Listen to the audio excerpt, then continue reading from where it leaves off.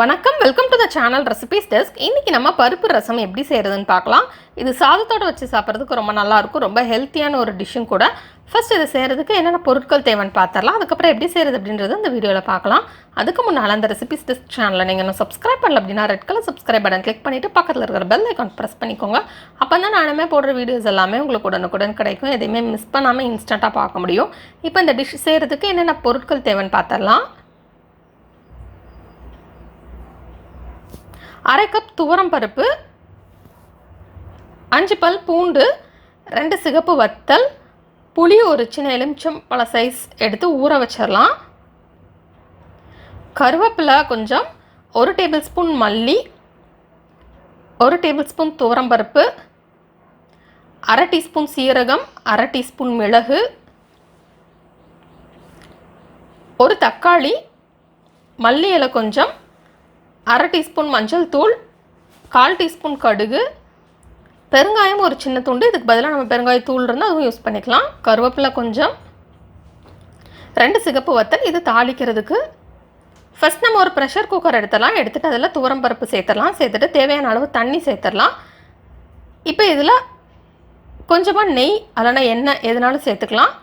சேர்த்துட்டு நம்ம pressure cook பண்ணிடலாம். பருப்பு ப்ரெஷர் குக் பண்ணுறப்ப இப்படி கொஞ்சமாக எண்ணெயில் நெய் சேர்த்துட்டோம் அப்படின்னா குயிக்காக குக் ஆயிரும், நல்லா சாஃப்டாகவும் குக் ஆகும்.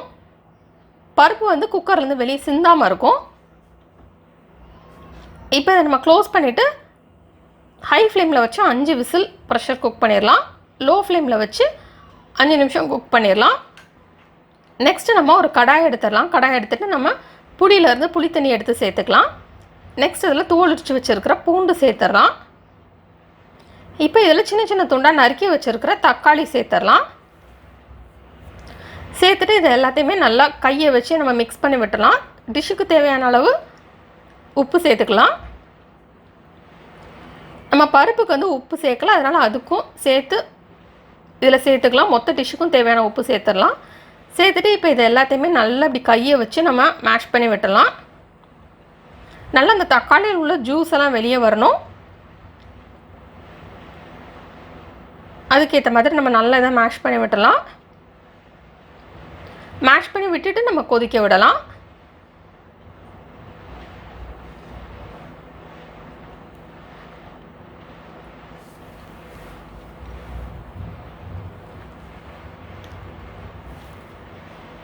இப்போ இதை மேஷ் பண்ணியாச்சு. இப்போ இதில் மஞ்சள் தூள் சேர்த்து இதை நல்லா மிக்ஸ் பண்ணிடலாம்.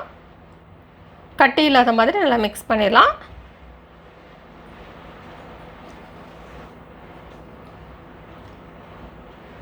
நெக்ஸ்ட் இதை நம்ம கொதிக்க விட்டலாம். தேவையான அளவு தண்ணி சேர்த்து கொதிக்க விட்டலாம். உங்களுக்கு என்ன கன்சிஸ்டன்சியில் ரசம் வேணுமோ நீங்கள் அதுக்கேற்ற மாதிரி தண்ணி சேர்த்துக்கோங்க. இப்போ இது கொதிச்சிட்ருக்கட்டும். அதுக்குள்ளே நம்ம ரசம் பவுடருக்கு தேவையானதை ட்ரை ஃப்ரை பண்ணிடலாம். துவரம் பருப்பு, சீரகம், மிளகு, மல்லி எல்லாமே சேர்த்து ட்ரை ஃப்ரை பண்ணிடலாம். ரசம் பவுடர் இருந்தால் நம்ம அதுவும் யூஸ் பண்ணிக்கலாம், இல்லைனா அந்த மாதிரி நம்ம ஃப்ரெஷ்ஷாக ப்ரிப்பேர் பண்ணி யூஸ் பண்ணிக்கலாம்.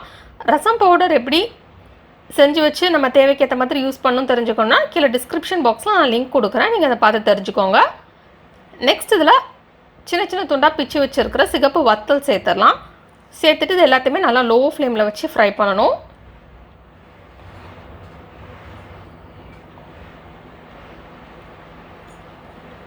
லைட்டாக ஒரு கலர் சேஞ்ச் வரட்டும், அது வரைக்கும் நம்ம இதை ஃப்ரை பண்ணிக்கலாம்.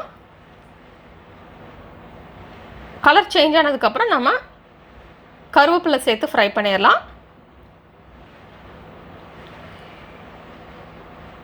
இது எல்லாமே ஃப்ரை ஆனதுக்கப்புறம் நம்ம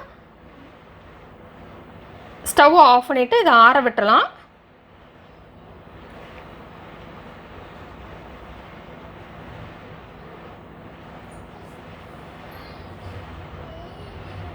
இப்போது இதை ஃப்ரை பண்ணியாச்சு. இப்போ இதை அப்படியே ஒரு மிக்ஸி ஜாரில் எடுத்துடலாம். இப்போ இதை ஒரு பவுடரை நம்ம அரைச்சிடலாம். இப்போ இது நல்லா கொதிச்சிருச்சு.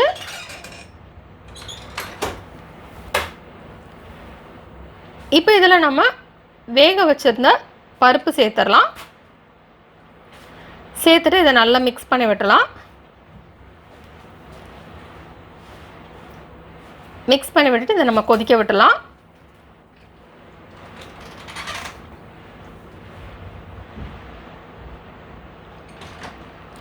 தேவையான அளவு தண்ணி சேர்த்துக்கலாம். உங்களுக்கு என்ன கன்சிஸ்டன்சியில் வேணுமோ அந்த கன்சிஸ்டன்சிக்கு ஏற்ற மாதிரி நீங்கள் தண்ணி சேர்த்துக்கோங்க.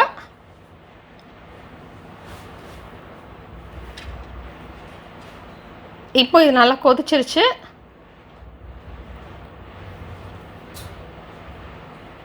இப்போ இதில் நம்ம ப்ரிப்பேர் பண்ணி வச்சுருக்கிற இந்த ரசம் பவுடர் சேர்த்துடலாம். சேர்த்துட்டு இதை நல்லா மிக்ஸ் பண்ணி விடலாம்.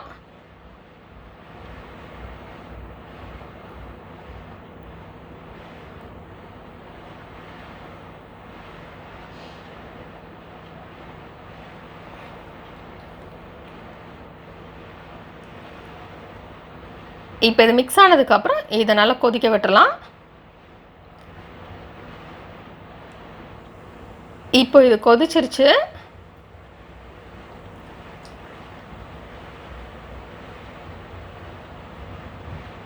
நெக்ஸ்ட் நம்ம சின்ன தாளிச்சிடலாம். இதில் ஒரு தாளிக்கிற கரண்டி எடுத்துக்கலாம். எடுத்துகிட்டு அதில் நெய் அல்லனா எண்ணெய் எதுனாலும் சேர்த்துக்கலாம். நான் இதில் 1 டேபிள் ஸ்பூன் நெய் சேர்த்துருக்கேன். இப்போ இது நல்லா சூடாகட்டும். நெக்ஸ்ட் இதில் கடுகு சேர்த்துடலாம். பருப்பு இருக்கிறதுனால நம்ம நெய் சேர்த்தோம் அப்படின்னா அந்த ஃப்ளேவர் வந்து ரொம்பவே நல்லாயிருக்கும்.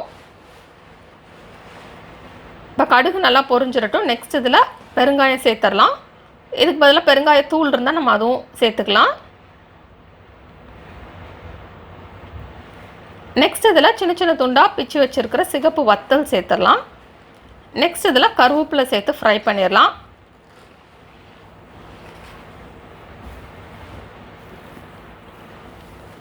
இப்போ இதை அப்படியே நம்ம பருப்பு ரசத்தில் ஊற்றி மிக்ஸ் பண்ணிடலாம்.